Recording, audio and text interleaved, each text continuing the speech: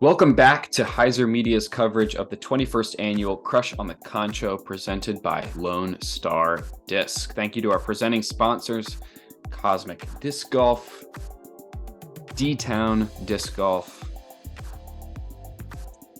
and Reaper Disc Supply. I'm Nathan Johnson, and I am joined by Dave Oster. Hey Nate, glad to be here.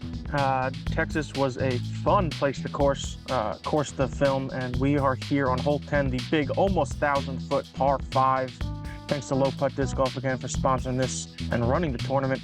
Pretty much trying to get as much distance as you can left side, a little bit of a turnover, getting you to the middle of the fairway, slight bend, another pretty much full distance shot. Big arms could potentially get an eagle look, but a pretty straightforward 3 shots to try to get to the green if you're just going for your birdie. Yeah, you can definitely play this one kind of more conservative, or if you're like Fish, going big with a roller here, trying to bite off a lot and maybe get himself an eagle look. He just kind of overturns this one a little bit, ends up on the right side of the fairway, but it's inbounds. You can see at the very end there is a path on the right side that is out of bounds. But this is a pretty wide open hole for the most part. So whatever your preferred max distance line is, as Kevin, he's going for the just long distance turnover shot, is kind of just pick your poison and bite off as much as you think you can chew. Yep, and if you were watching the front 9, you saw a lot of low ceiling trees. Back 9 really does open up a little bit for, 4 or 5 holes. So we're going to see a little bit different style, letting these players kind of open up a bit more. And maybe just go to another set of their strengths. Yeah, I mean, yeah. Speaking of strengths, you saw Charlie there with that forehand, super smooth, a lot of power on it. It was a great shot from him. Kevin, he's not trying to bite off too much here. Just stay in the fairway, progress down there, make sure to kind of secure a birdie putt on his next shot. So that was just fine. We'll see how much Charlie tries to bite off here. He's got a bit of a tunnel to work with, but this looks like a really nice angle. Just kind of clips some of the high branches there and drops down. I'm sure he'll still have a ability to get up and down from there, though. Fish, after the big roller, he had the long drive of the group going big spike hyzer over the trees. Bites off a decent amount of distance. Center fairway, just fine. So this is really all that matters on a hole like this. As long as you bite off a decent amount of distance on your first 2 shots, it really just comes down to putting your upshot close. Here's Kevin from maybe about 300, 280, something like that. Does the job, puts it close. Gonna collect the birdie. Charlie looking to do the same. Nice straight skip there. That'll be just fine. And Fish, this is his bread and butter. Ooh, a little deep maybe, but definitely putting. We talked a little bit about the ground play in the front 9. This was an example of the inconsistency of it, where you saw Fish go just a bit further, hit the grass, and get more of a skip. And the other 2 who kind of just hit the dirt and sat right into the basket. Fish able to still make the putt coming back, so no harm, no foul. But just an example of how the ground play can really come into play. For sure. Yeah, I mean, like, the emotional component is I shouldn't be this far away. And as we move over to hole 11, par 4, 711 feet. Pretty much straight out in the open OB road on the left, couple trees on the right side, low-hanging branch here. You want to kind of stay away from that. If you get kind of past it, you'll have an easy approach, but that's pretty much what you're trying to do, is get decent distance, so you'll have an easy second shot to have a fairly tap-in birdie. Yeah, shapes pretty well, the fairway for this big turnover line to get the most distance as possible off your tee shot. Fish fades out a little bit, but that'll be just fine. Nothing to worry about there. Kevin, a little lower, more direct shot.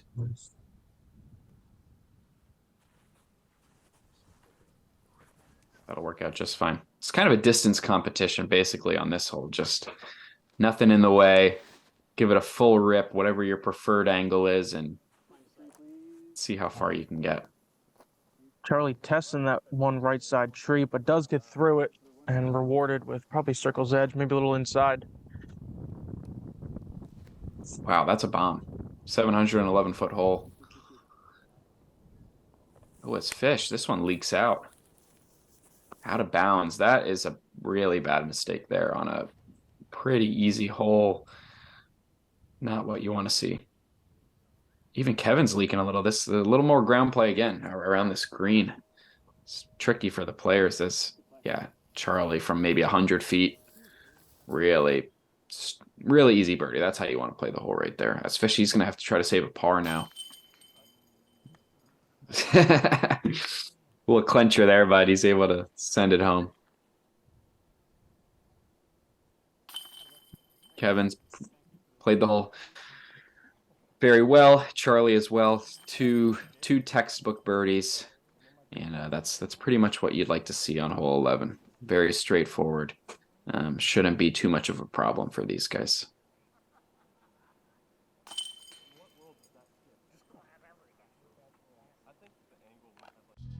So as we move over to hole 12, an interesting par 3, 322 feet. Players have the option to lay up short of this guardrail or go past it where there's an island green. And if you don't land in it, you're going to a drop zone. So we'll see the decisions the players decide to make. The island is kind of teardrop shaped, point on the left and opens up a little bit on the right side. So the forehand play shapes well for the hole and then has you skipping towards the wider part of the green or the backhand turnover. And then, of course, you could always lay up to try to just get the par. Yeah, nice looking shot. Is that that's a layup from Kevin? That is a layup, probably 20, 30 feet short of that guardrail. Pretty smart. Yeah, smart play. I'm kind of surprised to see that. Usually, you know, tournament like this, a lot of these pros are going to play pretty aggressively. Because again, you need birdies to score in this one. That's a huge flare skip that Charlie gets there, but not quite enough. Comes up OB. Yeah, he See was long Fish. of the guardrail and just short of the island, so kind of that in between where you're trying to avoid. Yeah, tough break. Let's see if Fish can correct. Looks like he comes up short as well. Just didn't quite give it enough juice. Yeah, Fish So there was is- just on the line of the guardrail, very close, but Card made the call that he was out of bounds, so he will be joining Charlie at the drop zone. And it's a little bit of a turnover putt, unless you want to try to get through those two trees. So it looked like both of those guys are just kind of laying up. Yeah, not worth running on the elevated basket. So you just kind of take your medicine after the out of bounds tee shot and take your bogey and hope to make it up somewhere else.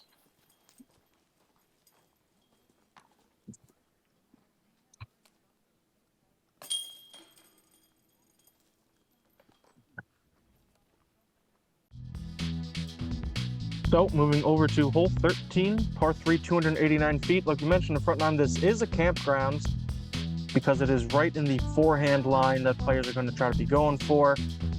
Try to hit the ground and skip up to the green. The river does come into play for some rollaways as it slopes towards the river. But if these players are able to hit their line, should be not too much of an issue. Yeah, Kevin unfortunately not able to hit his line. Comes out a little high. Ton of those grabby branches kind of just swallowed his disc, but that looks like a nice line from Charlie. Give it a nice amount of width. Plays for the ground play. Gets the skip. That'll be a birdie putt. Fish, he's going to try to match it. Gives it a little bit of flex to keep the width. Ooh, kicks a little tree kick. Surprises Kevin, but that keeps it close, and he'll have a putt as well. All right, so yeah, Kevin had a little scramble now after coming up short on his tee shot, but ooh, clips. Oh my goodness, what the heck is going on? Clips the tree, hits another tree, rolls. Luckily stays in bounds, it looks like. So he does have a putt, but that was an eventful upshot. He's Yeah, not that able had to some sink the speed, putt. could certainly have been going towards that river. Fortunately does curl up, and unfortunately not able to make that comebacker, but could have been a lot worse. Yeah, tough break. Fish just a little high, takes a skip off the top of the basket, but he'll clean that par up no problem. Charlie with a great tee shot, played the skip, played the ground play well, gave it good width. He's rewarded with a 12-footer for his birdie. That's no problem. It's a good pickup. This is a tricky hole. Definitely more in the bonus birdie category on a course like this. Yep, for sure. As we move over to hole 14, par 4, 609 feet. This road on the left is out of bounds, so you're trying to keep it pretty straight, fade at the end. Right around here is a good landing zone to give you a pretty open approach to a green where the road again is still out of bounds left on a little bit of a slope, but shouldn't be too much of an issue. A couple trees right side to avoid to give yourself a clean putt. Yeah, I think players are just trying to make sure they turn something over a little bit, keep it on ante for most of the time. But as you said, Dave, you definitely want to keep it close to this road if possible to give yourself an open upshot. Something like that from Charlie, definitely biting off a lot more distance. It should give him an easier upshot, but a more aggressive line as well. Here's Fish, a little lower, a little more controlled. Make sure to turn it. That's a really nice looking shot.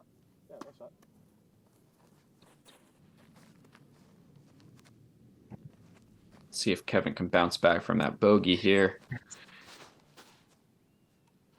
Nice looking drive, gets the turn on it. That'll do. Oh, huge skip though. Stays in bounds.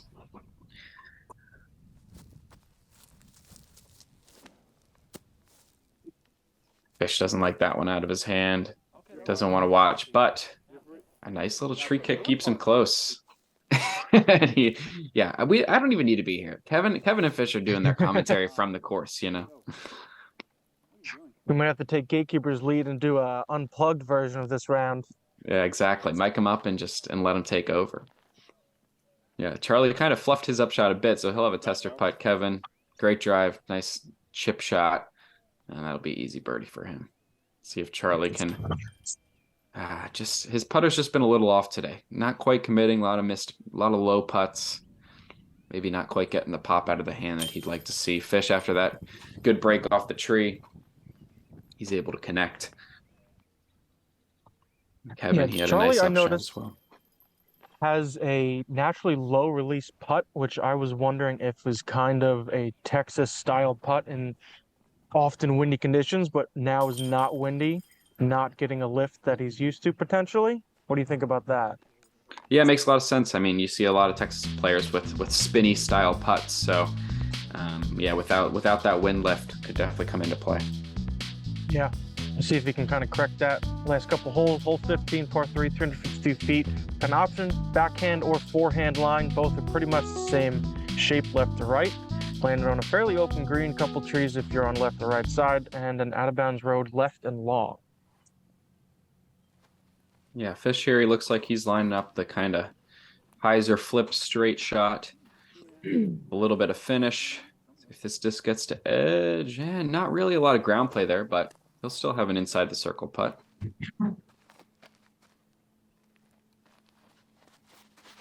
Kevin looks like he's going overstable mid-range to hopefully get a little more of that ground play at the end, and he gets a much better skip than Fish, who kind of went more of the Hyzer flip route. Both very acceptable options, but yeah, Kevin's is going to shape a little bit better for a hole like this. As expected, Charlie, he's going forehand if this gets to edge. Really nice flare skip there to give him a putt.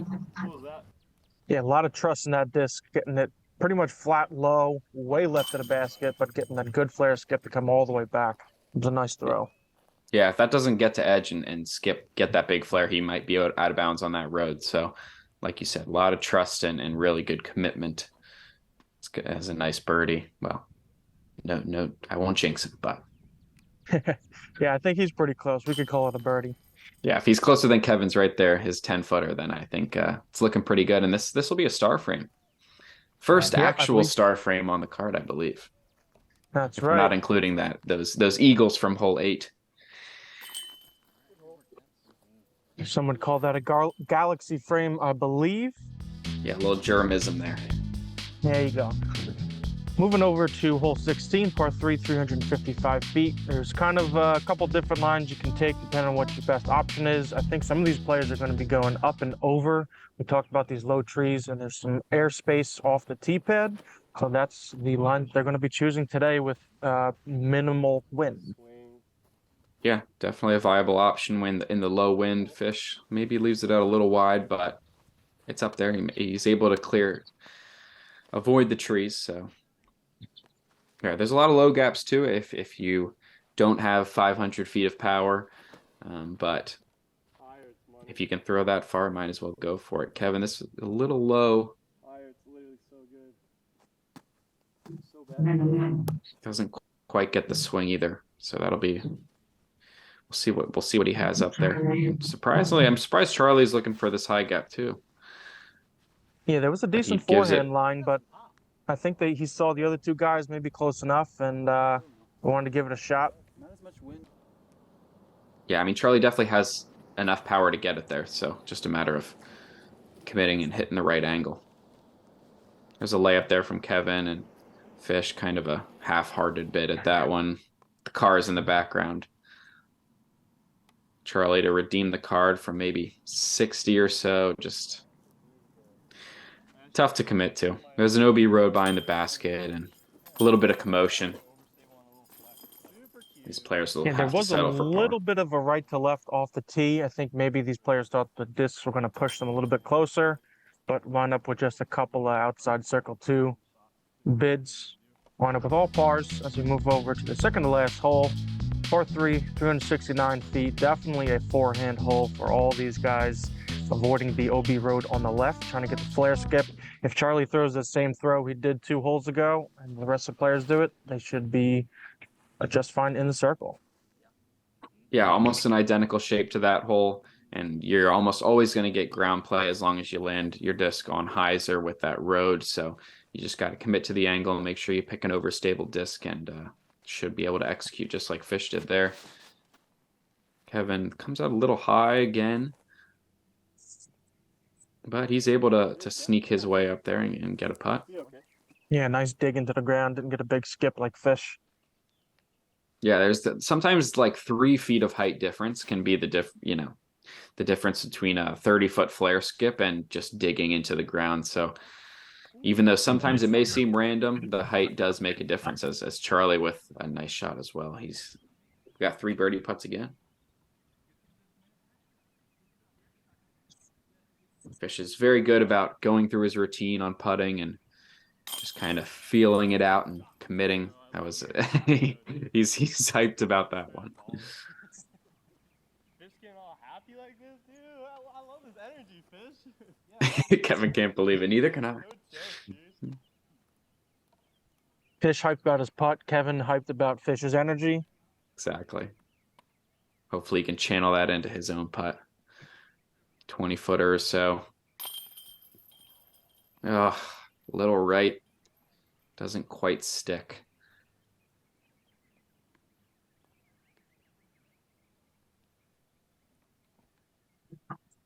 Charlie now has a nice putt. Nice commitment there. Yeah, he kind of has like a low to high, like you said, kind of a bit of a spinny putt. So it's an interesting putt. You don't see too many like it. As we move over to the final hole here at the Temp course in Middle Concho Park, par 3, 377 feet. Probably one of the tighter gaps off of any of the tees, and a few different to choose from. You have that straight, very tight gap or the backhand turnover. You can throw the forehand, but you don't really want it to finish right. It's really just straight, tight gaps, and you have to choose your poison here. Yeah, Fish, he likes the hyzer flip line. Doesn't quite get back to edge, so it's going to come up a little bit short. But he hit the gap. It's going to be up there. Charlie, he likes the forehand line, of course. No surprise. Wow. Just kind of a baby flex on it. Oh, just clips one of those last trees. That was looking really good, but it's going to be short as well. Let's see what Kevin can do. He's going to that wider hyzer, but it looked a little high and clipped some cabbage there. So no players really coming up too close here, unfortunately.